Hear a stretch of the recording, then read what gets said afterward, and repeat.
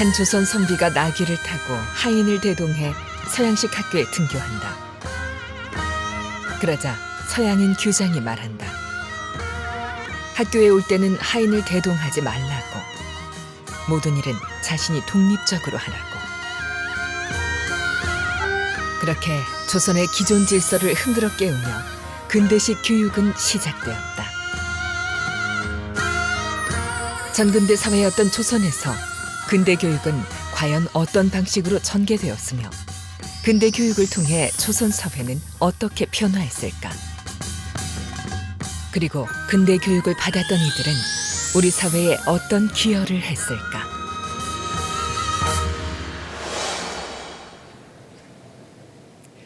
안녕하세요. 주혜경입니다. 우리나라의 근대는 격동의 시기였고 문명의 전환기라고 할 수 있습니다. 따라서 사회 모든 분야에서 진보적인 발전을 하게 되는데요. 교육 분야 역시 마찬가지였죠. 이 전통의 뿌리를 두면서도 지금껏 보지 못했던 새로운 학문을 경험하게 되는데요. 여기서 궁금한 게 생깁니다. 그렇다면 이 시기의 사람들은 어떤 걸 배웠을까요? 그리고 배운 것들을 어떻게 활용했을까요? 현장 탐방 기류의 우리 역사. 오늘 이 시간은 구한말과 일제강점기를 전후로 한 근대 시기에 설립된 근대 교육기관들을 중심으로 그 당시 우리 교육 역사를 살펴보겠습니다.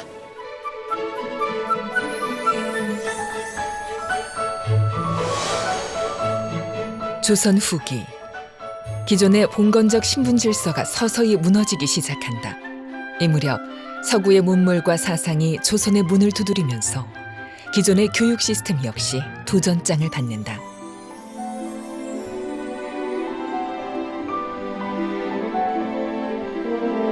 근대식 학교들이 생겨나기 시작한 것이다. 네, 오늘 한국 근대 교육의 역사를 자세히 살펴볼 텐데요. 오늘 전문가분 자리하셨습니다. 연세대학교 교육학부 황금준 교수님 자리하셨어요. 안녕하세요. 네, 안녕하세요. 네, 반갑습니다. 반갑습니다. 네.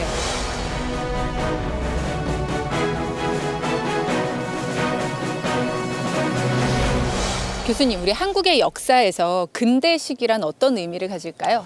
예, 우리 흔히 알듯이 19세기 말에서 20세기에 걸친 시기에 한국 사회는 전 사회적으로 거대한 변화를 겪게 되죠. 네. 유교적 교육 문명의 시대에서 당시 서양 문명과의 어떤 충돌적 만남을 겪으면서 새로운 문명으로 이렇게 전환되는 그러한 굉장히 중요하고 의미 있는 시기다 이렇게 볼 수가 있습니다. 네. 자, 그럼 왜 중요하고 의미가 있는지 우리 오늘 한번 살펴볼까요?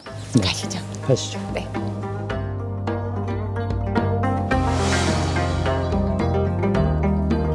구한말 근대식 학교들은 조선 정부 차원에서 설립한 관립학교, 서양 선교사들이 세운 기독교 계열학교, 그리고 일제강점기 시절 민족주의자들이 세운 사립학교들로 크게 구분된다. 설립 주체는 다르지만 이 학교 출신들이 대부분 근대식 교육을 통해 조선 사회를 개혁하고 일제강점기에는 구국교육을 통한 독립운동을 이끌었다는 공통점이 있다.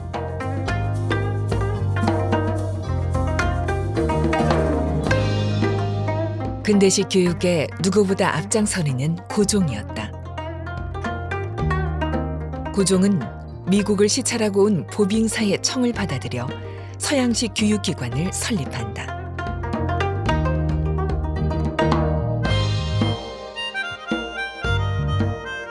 바로 조선 정부가 세운 최초의 근대식 교육기관인 유경공원이다. 놀랍게도 고종은 이 학교에 미국인 교사들을 초빙한다. 이 교사들은 모두 미국에서 엘리트 교육을 받은 인류대 출신들이었다.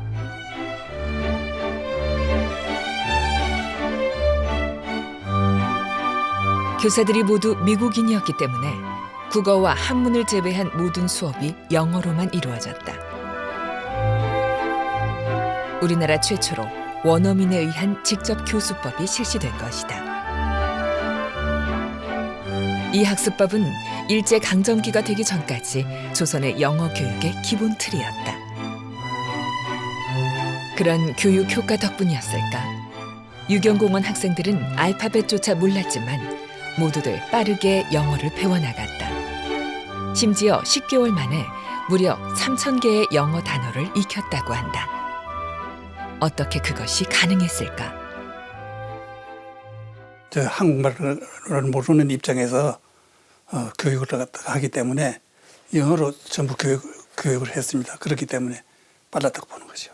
그러니까 살아있는 그 영어를 갖다가 한 거죠. 네, 살아있는 영어. 산 영어를 갖다 했다고 보는 거죠. 학생들이 뭐냐면은 절박함도 있었죠. 왜냐하면은 거기에 들어오는 목적은 그 관리로서 이렇게 출세하기 위해서 거기에 오는데 그렇게 하기 위해서는 열심히 공부를 갖다 해야 되거든요. 그런 어떤 절박감. 그래서 열심히 공부를 해서 영어 단어를 갖다 그렇게 암기를 했다고 그렇게 보는 겁니다. 유경공원에 대한 고종의 관심은 지대했다. 심지어 학생들을 대궐로 불러 2번이나 영어 시험을 직접 감독하기까지 했다.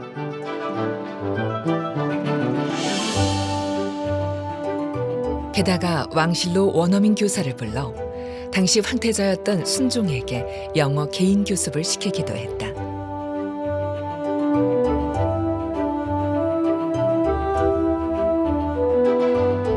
당시 영어를 배운 사람에게는 출세가 보장돼 있었다. 찹쌀떡 장수 출신으로 조정 대신까지 된 이하영이란 인물이 대표적이다.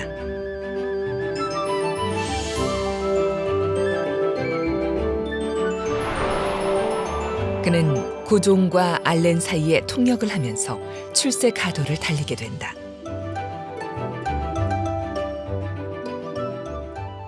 근데 고종은 왜 그렇게 영어에 대해서 이렇게 좀 부흥을 시키고자 영어를 많이 교육을 시키고자 노력을 했을까요? 당시 조선 왕조는 굉장한 변화가 필요로 하는 또 위기 상황이었고요.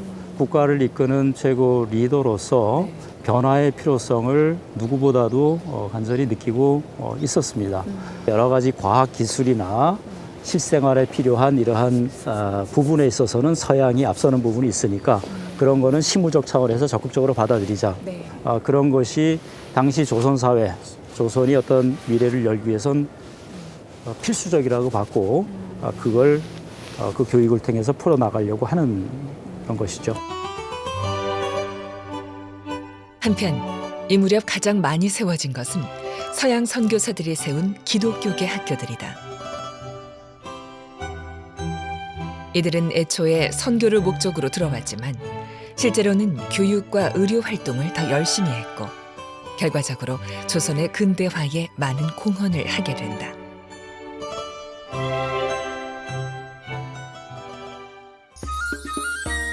선교사들에 의해 설립된 최초의 학교는 배제학당. 고종은 배제학당에 전폭적인 지지를 보낸다. 학당 측과 교육 협약을 맺고 직접 학교 이름까지 지어 현판을 하사한다. 고종이 이처럼 서양 선교사들에게 호의적이었던 것은 근대화에 대한 그의 열망도 있었지만 선교사들의 진정성도 한 몫을 했다.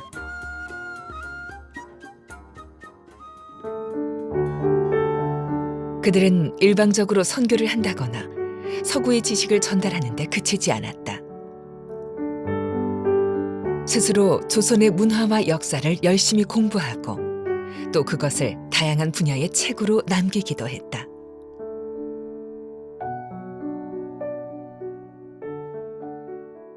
고유의 자산들을 또 끌어내고 또 전승하고 하는 역할을 동시에 합니다.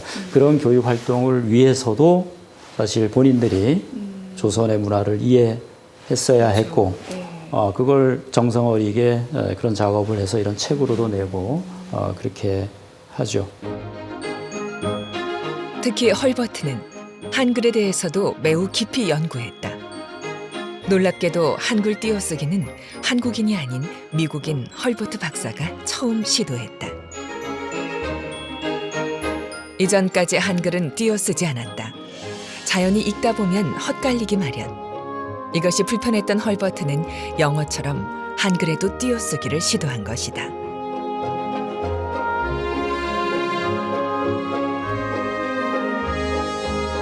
이는 당시 헐버트의 제자였던 주시경이 한글을 연구하게 된 계기가 되었다.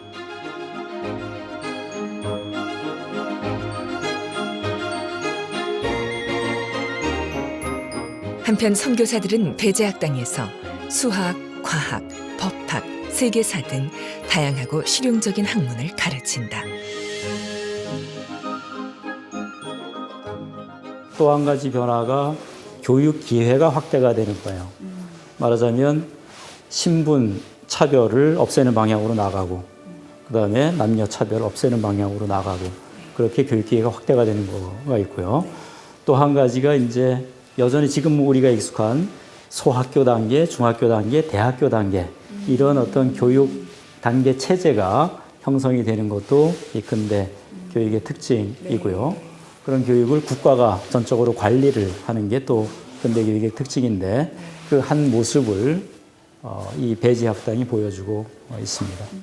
배제학당은 가난하고 신분이 낮은 학생들도 모두 받아들여 고루 공부할 수 있도록 했다. 형편이 어려운 학생들은 배제학당 근처에 있는 출판사에서 일하며 등록금을 벌도록 했다. 학생들이 스스로 자립할 수 있는 힘을 길러준 것이다. 배제학당은 교육과정이나 교과목 체제 등이 잘 갖춰진 매우 모범적인 근대 학교였다. 말하자면 당시 우리에게 기여했던 민주, 자유, 평등의 가치가 싹트기도 하고 자라나기도 하고, 또 학생들이 이게 전수가 되는 그런 역할을 했다. 그래서 여기 출신들이 나중에 우리 민족의 독립과 자유를 위해서 헌신하는 분들이 많이 나오게 되죠. 네. 배제학당과 비슷한 무렵에 세워진 우리나라 최초의 여성 교육기관이 있다. 바로 이화학당이다. 1886년 5월 어느 봄날, 한 조선 여인이 영어를 배워 황후의 통역관이 되고 싶다며 이화학당의 문을 두드렸다. 집에서만 공부하던 조선 여성이 최초로, 그것도 서양식 학교에 입학한 역사적인 순간이었다. 설립자 스크랜튼 부인은 그녀의 입학을 흔쾌히 받아주었다. 이화학당이라는 교명 역시 고종이 지어 하사한 것이다. 당시 여성에게 서구식 근대 교육을 가르치는 학교에 임금이 이와 같은 관심을 보인 것은 매우 획기적인 일이었다. 이화학당은 고구려 시대부터 이어져 왔던 우리나라 교육기관 역사에 큰 획을 그은 매우 혁명적인 사건이었다. 여성이 그 집안이 아닌 그 학교라고 하는 공간에서 교육을 받게 된 첫 사례라고 볼 수가 있죠. 그 이전까지는 주로 집안에서 뭐 교육이 없거나 그냥 일상생활에서 삶을 배우는 것 외에는 교육이 없거나, 아니면 집안에서 이제 가학의 형태로 교육을 받는 것 외에는 없었는데, 집 밖에 학교라는 공간에서 만들어진 첫 사례다. 굉장히 여성 교육사에서 획기적인 사건이다, 이렇게 볼 수가 있죠. 네. 이화학당의 건립은. 이화학당의 교육은 기존의 봉건적인 교육과 확연히 달랐다. 가부장 사회의 질서에 헌신하기 위한 공부가 아니라 남성들과 똑같은 과목을 공부한 것이다. 이게 뭔가요, 교수님? 독립신문에 이화학당에 대해서 적은 논설이 있네요. 우리는 부인네들께 권하노니 아무쪼록 학문을 높이 배워 사나이들보다 행실도 더 높고 지식도 더 넓혀 부인의 권리를 찾고 어리석고 무리한 사나이들을 교육하기를 바라노라. 그러면 이 학교를 졸업하고 나서 여기서 배운 것들을 어떻게 활용을 해 갔을까요? 내 삶만 돌보는 것이 아니라 우리 공동체의 삶, 그다음에 나라, 조국, 인류의 삶을 돌보고 문제가 있으면 풀어가고 하는 그런 정신을 이런 교육기관을 통해서 깊게 배웠다고 봅니다. 가까이 있는 선교사 이 스승들이 그걸 또 직접 몸으로 가르쳐 주는 바가 있으니까요. 그런 정신을 배워서 뭐 우리가 잘 아는 유관순 열사께서도 그런 독립운동에 뛰어들 수 있는 정신이 이런 기초에서 만들어졌다고 봅니다. 이화학당 졸업생 중에는 우리나라에서 여성으로서 최초의 길을 걸었던 인물들이 많이 있다. 그중 김난사는 여러 가지로 상황이 곤란해 입학할 수 없다며 수차례 거절을 당했지만 설득 끝에 이화학당에 입학한다.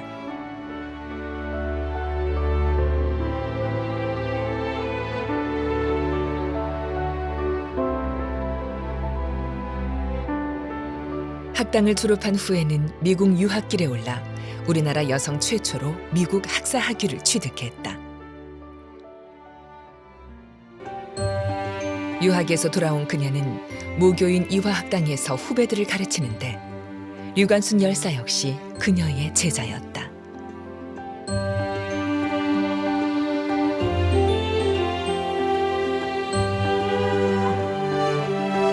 1919년 독립운동에 투신했던 김난사는 고종으로부터 파리 강화 회의에 참석해 우리나라의 독립을 승인받아오라는 밀지를 받기도 한다.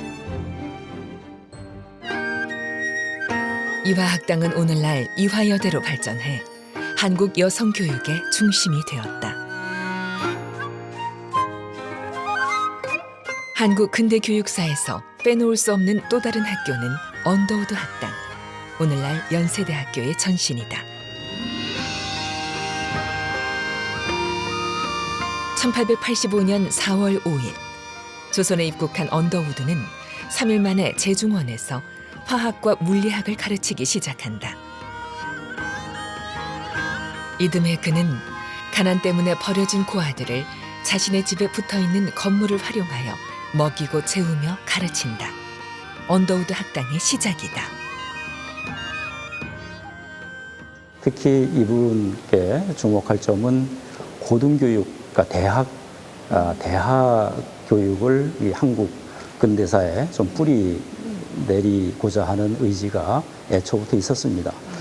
그래서 언더우드 학당으로 시작했지만 그건 사실 대학 건설, 대학을 세우려는 꿈에 어떤 싹을 틔운 거다.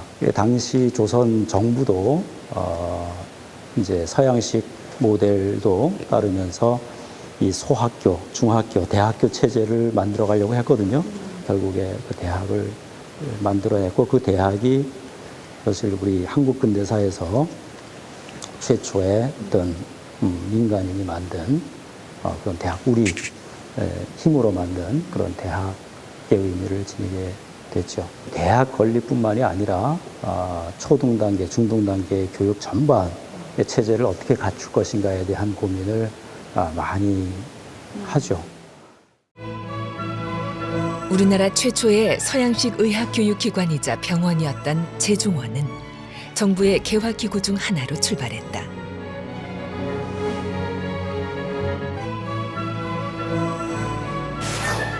(1886년) 알렌은 제중원 안에 의학교를 개설하고 서양식 의학교육을 실시한다. 제중원은 경쟁시험을 통해 16명의 학생들을 뽑았는데 이들은 모두 영어로 의학교육을 받았다. 최초의 졸업생 7명 중에는 백정의 아들과 관기의 아들 등 천민 출신들도 있었다. 가장 특이했던 점이 저는 신분을 뛰어넘은 그 부분이었거든요. 그래서 백정의 아들이 최초의 졸업생에 포함이 됐다고 들었어요. 그 이야기 좀 해주실까요? 제중원은 특히 이 신분의 벽을 넘어서 누구나 교육을 받을 수 있고 받아야 되고 그러한 어떤 이 교육을 뿌리내린 어떤 상징적인 그런 곳이기도 한데 그 박서영이라는 분이 백정의 아들로서 교육을 받아서 단지 의료인으로서만 훌륭했던 것이 아니라 박서영은 나중에 이제 만주 가서 독립운동 습격의 의료 활동, 여기 이제 편안한 어떤 일상을 마다하고 만주로 가서 독립운동 성격의 그런 의료 활동을 하기도 합니다. 그런 정신이 함께 싹 뒀다. 이게 또 중요한 의미가 되겠죠. 언더우드 학당은 훗날 경신학교로 다시 연희 전문학교로 전개되었다. 그리고 제중원은 제중원 의학교를 거쳐 세브란스 의학교와 결합하여 오늘날 연세대학교가 된다.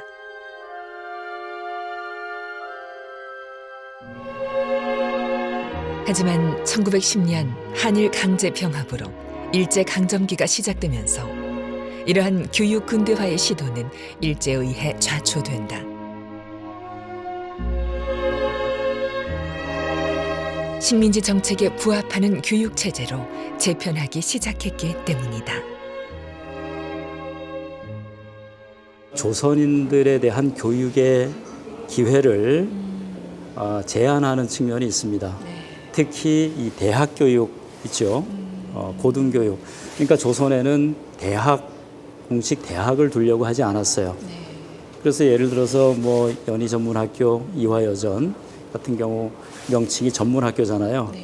그러니까 대학 아래급의 이제 학교까지만 허가를 하고 대학은 유일하게 경성제대만 두고 이제 자신들이 관리하는 체제로 그렇게 갔고요. 또 고등교육을 받는 이런 어떤 연계가 된 교육 과정이라고 하는 걸 좀 제약하기 위해서 명칭도 보통학교 이 정도를 공부하면 그 정도면 돼라고 하는 그 명칭에 그런 의미가 들어 있습니다. 하지만 밟을수록 일어서는 들풀처럼 조선 백성들은 그럴수록 더 교육에 매달렸다.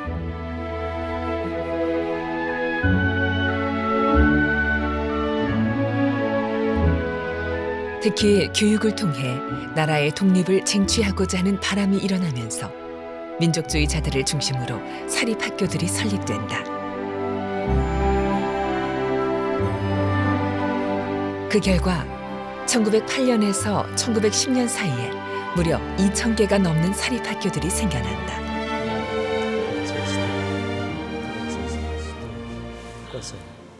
그들이 교육했던 민족 정신이라고 하면 어떤 것들일까요? 세계적 시야, 우리가 필요로 하는 세계적 시야를 강조하면서 그걸 가리키면서 그 속에서 이제 민족의 역할 이런 걸 아울러서 교육하는 방향으로 나갑니다. 말하자면 세계주의와 민족주의가 조화를 이룬 그런 교육을 지향했다 이렇게 볼 수 있지 않을까 생각이 됩니다. 이처럼 교육을 통한 민족 정신을 드높이기 위해 설립된 학교 중 대표적인 곳이 있다. 남강 이승훈이 전 재산을 털어 설립한 오산학교다. 독립운동의 본거지로 지목돼 학교 건물이 불타는 등 일제의 탄압 속에서도 오산학교의 신채호, 조만식 등 교사들은 우리 말과 글과 민족 정신을 가르친다.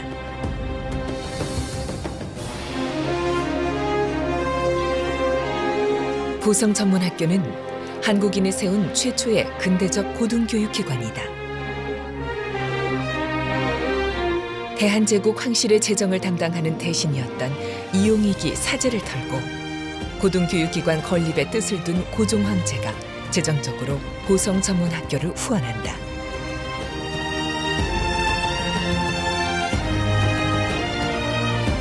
뿐만 아니라 고종은 교명인 보성과 황실 문장인 이화문을 교표로 하사하면서 학교 설립을 적극 지원한다.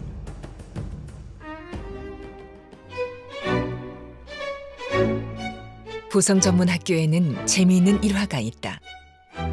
이전까지 선교사들이 세운 학교에서 원어민으로부터 영어 교육을 받아 수준이 높았던 학생들이 일본인 영어 교사의 발음이 형편없다며 수업을 거부한 것이다.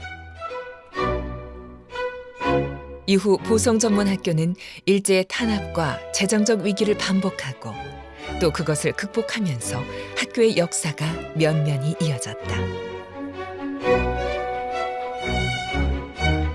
그리고 보성전문학교는 오늘날 고려대학교가 되었다. 그렇게 제약을 함에도 불구하고 조선인들 또는 선교 계열에서 계속 노력들을 하죠. 그렇게 해서 형성된 게 무슨 이제 연희전문, 또 이화여전, 또 보성전문. 그러니까 이제 보성전문 같은 경우에는 선교 계열이 아닌 조선인이 주체가 돼서 조선이 주체가 돼서 만든 대학으로서의 네. 의미가 크죠. 1906년 불교계 선각자들 역시 교육을 통해 나라를 구하겠다는 목표로 인재를 길러내고자 명진학교를 설립한다. 명진학교는 3.1운동을 주도했다는 이유로 일제에 의해 강제로 폐교됐으나 전국 사찰에서 모은 기부금으로 기사회생한 후 해화전문학교로 이름이 바뀐다. 이 학교 출신 대부분이 3.1운동에 참가했는데 특히 만해 한용운, 백초월 등과 같은 독립투사들을 배출하기도 했다.